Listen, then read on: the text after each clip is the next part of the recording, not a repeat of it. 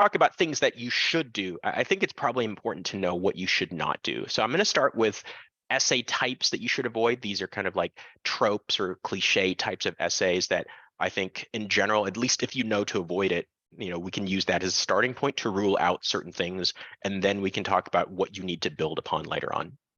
Okay, so the first one that I typically see for like very early drafts is what I call the resume essay, right? So these aren't necessarily built around like trying to get to understand who you are as an applicant, but rather it is just a collection of everything that you've done, right? Oftentimes these are just like slightly more elaborate versions of things that you have in your activity section.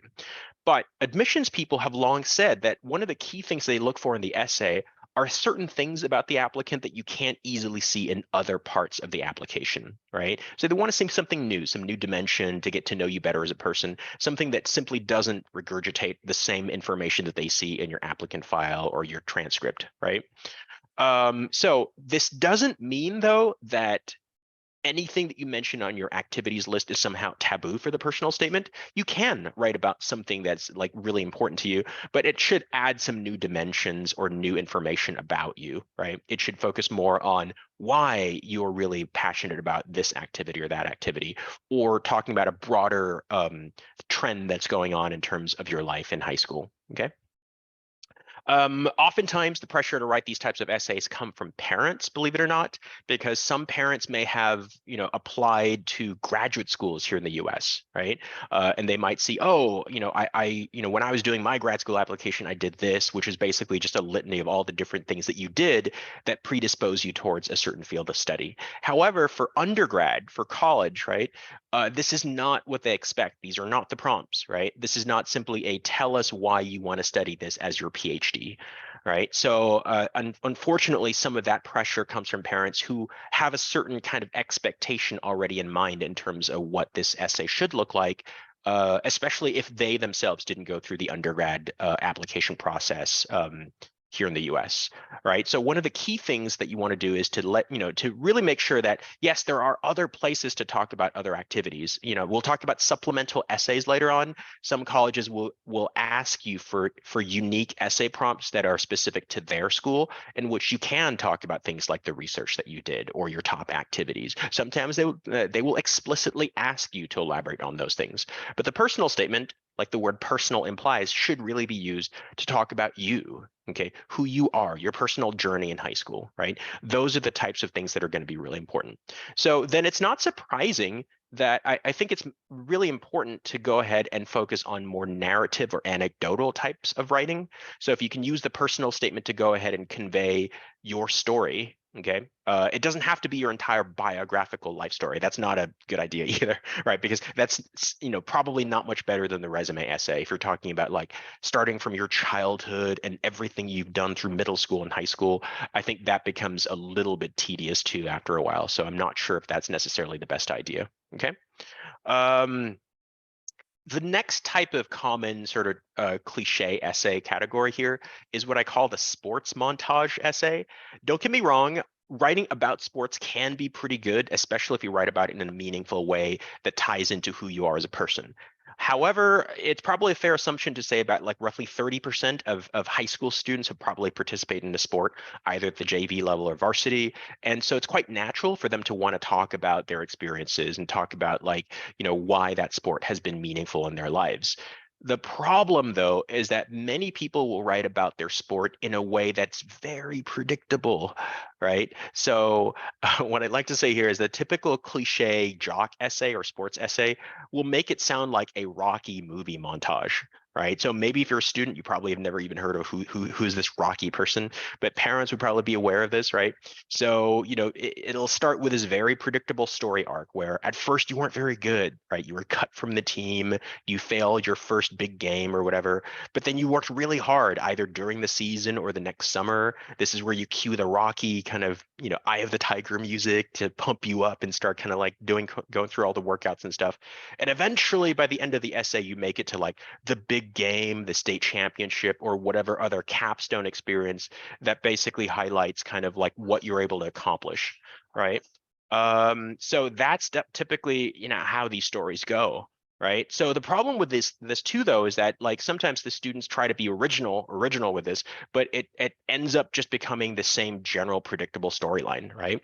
So you'll end up with like fairly trite conclusions like, oh, I learned that with hard work and determination, any goal is possible. I can achieve anything, right?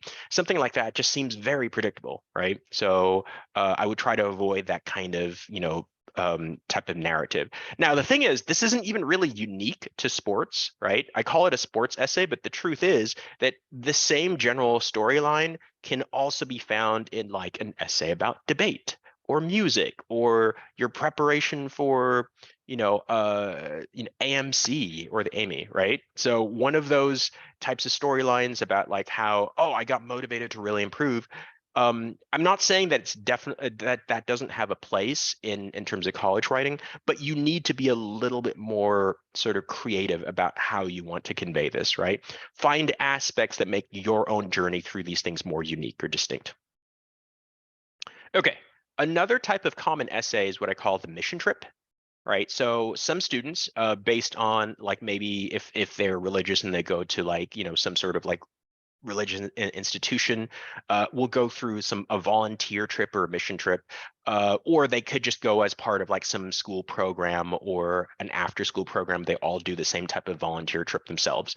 Okay, don't get me wrong, volunteering is very high on the list of many colleges. Okay, but I think they would rather see more consistent, meaningful volunteering than simply doing a mission trip just to check off the box and said, hey, cool, I did volunteering. I did it for a week. I went to this exotic country and I helped in some really poor village or whatever, right? So the problem with that, though, is that oftentimes the generalizations or the takeaways or the reflections tend to be way too shallow, right? It'd be like, oh, I never realized that poverty existed in the world, or that, oh, I realized how sheltered I was and how I need to use my position of responsibility and my resources to help other people out. Now, obviously, those are all good intentions. And if it's a theme that is prevalent in the student's life, it's very clearly evidenced. Great, that's absolutely wonderful. You should lean into that as a strength. But all too often, though, what I see is that people make a huge deal out of a singular moment and try to pass it off like this is a consistent theme in their lives when there's almost no evidence for it elsewhere in the application. Okay.